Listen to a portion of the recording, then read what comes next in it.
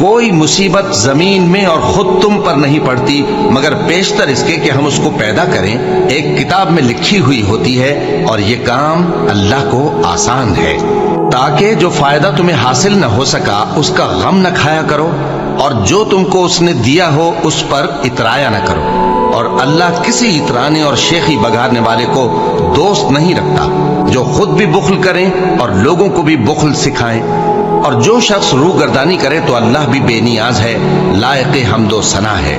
کہو کہ اگر تم جانتے ہو تو بتاؤ کہ زمین اور جو کچھ زمین میں ہے سب کس کا مال ہے؟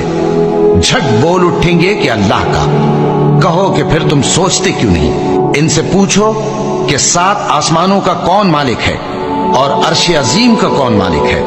بے ساختہ کہہ دیں گے کہ یہ چیزیں اللہ ہی کی ہیں۔ کہو کہ پھر تم ڈرتے کیوں نہیں؟